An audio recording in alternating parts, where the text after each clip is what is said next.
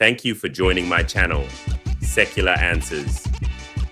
Today, we're discussing no-fault divorce. On this channel, we seek answers guided by the Universal Declaration of Human Rights. Remember, power corrupts, and absolute power corrupts absolutely. If you find value in this content, please subscribe to help our community grow. Today, we'll be discussing no-fault divorce and the principle of consent. So, first of all, hello everybody. Thank you for joining us today, and I really appreciate it. I hope you listen to this very carefully. We'll be discussing no-fault divorce and why no-fault divorce should continue to remain on the books in terms of legally remain in terms of our society today. So I'll be discussing some of the things, and I'll also try to steelman some of the arguments that have been made to counter no-fault divorce. Of course, this is not a very long video, so I'm not going to be able to encompass everything, but my hope is that this video will be able to show the importance of no-fault divorce to our society today. How does divorce work? You've already seen the question. It's a good question. How does divorce work in a secular society? Divorce operates on the principle of consent. This applies not only to marriage, but also to other types of relationships. However, for this discussion, we will focus on marriage. Some critics argue that no-fault divorce is harmful. They believe that making divorce more difficult would benefit society and children, suggesting that the past was better because divorce was either much harder or in some cases not allowed. There's some sort of nostalgia, to be honest. But to be fair, many opponents of no-fault divorce are not saying that people should stay in a relationship no matter what. Rather, they believe that divorce should not be rushed and should require a valid reason, such as violence or adultery. Many will give examples of people who have thought of divorce and then later on change their minds and say, hey, maybe we should wait it out, go through some sort of marriage counseling, you should be required to do all these other programs before officially divorcing. And that's sort of what they're saying. Many Christians especially will cite Matthew 5:31 to 32 in support of this argument. This is a complex question. However, history suggests that the absence of no-fault divorce did not necessarily make society better. In fact, it may have made things worse. In some cases, people who wanted to leave their marriage but couldn't sometimes resorted to simply disappearing. Essentially, they ghosted their spouse because divorce was too difficult. No-fault divorce is based on the principle of consent. Let me explain. Imagine LaQuisha and John have been married for several years. In a no-fault divorce system, if John wants a divorce but LaQuisha does not, the divorce still proceeds. The same applies if LaQuisha wants a divorce and John does not. They only stay together if they both consent to the marriage, even if they have children. Here's an example of how divorce works. Okay, So we have LaQuisha and Joan, as I previously stated here. Let's say Joan wants a divorce. We'll use that as X. And LaQuisha does not. A check mark. Sorry, forgive me for my drawings. Not that good. Well, what will happen here is that then the result is a divorce. So I'll use D for divorce. Let's say LaQuisha wants a divorce. John doesn't. Well, the result is still a divorce. Why? Because LaQuisha wants a divorce, Joan does not. Same thing and vice versa. The marriage only works if they both want to stay in the marriage. This is how it works with marriage. The problem with a lot of people who are advocating against no fault divorce is they're trying to eliminate these two boxes and insist that we should only emphasize that people find a way to agree. In other words, if one of these two doesn't want a divorce, then it should still stay married. And that's not how things can be. The principle of consent is fundamental to marriage. The right to divorce is absolute. Nothing should prevent an individual from leaving a marriage. The state's role is limited to ensuring that children are cared for and that assets are divided fairly. The division of assets, visitation rights, and child support are separate legal matters beyond the scope of this video. However, in a no-fault divorce system, the presence of children does not influence whether a divorce is granted. Well, this is another good question. As mentioned earlier, many argue that divorce is bad for society. However, divorce is a human right. Denying someone the right to divorce is a violation of Article 16 of the Universal Declaration of Human Rights, which states men and women of a full age without any limitation due to race, nationality, or religion have the right to marry and to found a family.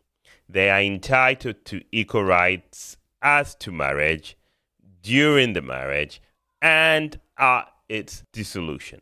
The phrase at its dissolution is crucial. It confirms that marriage is based on consent. You're two equal partners, so you have a 50-50 company or 50-50 sharehold. One person wants to leave, you just leave, right? There's no your 50-50 power. It's not that one person has more power than another person. Making divorce difficult or impossible infringes on human rights. Let's take abuse and adultery out of the equation for a moment. After all, that's what people who are opposed to no-fault divorce do. So I'll take it out for a moment. Okay? Is it morally wrong to divorce simply because the love is gone? Years ago, I had a girlfriend I truly loved and I wanted to marry. I often wonder if we had gotten married, it didn't work out, of course, and had children, and she later wanted a divorce for no reason at all. Okay, would that be wrong? Let's say she just said, I just don't love you anymore. Okay, remember we broke up before we got married, but let's say that happened after we got married, right? Even in this situation, I believe divorce would be still justified. Marriage only continues if both partners consent. If one person wants out, they should have the right to leave for any reason. Personally, I would never want to be with someone who no longer wanted to be with me. I would feel like I was imposing myself on them. Staying in an unwanted relationship is also risky and quite dangerous.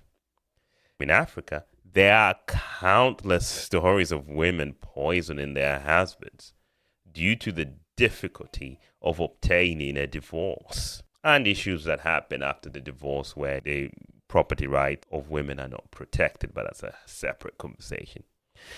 In the past, some husbands weaponized divorce laws, threatening to leave their wives with nothing after years of marriage, because in those days it usually the husband worked and women didn't work. Unlike in the Western world, enforcing property division laws after divorce is often difficult in many African countries. This is up to today, actually. This is very, very difficult. As a result, some women do resort to murder, although it's not as common as it used to be in the past, because some countries have begun to make divorce much more easier, which has reduced the incentive to commit such vile acts against your spouse. Many women in the past resorted to murder because they saw no other way out.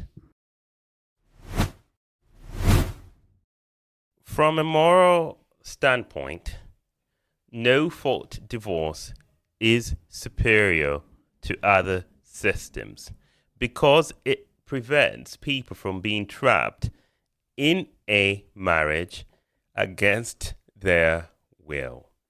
It also reduces unintended consequences such as domestic abuse or, in extreme cases, murder.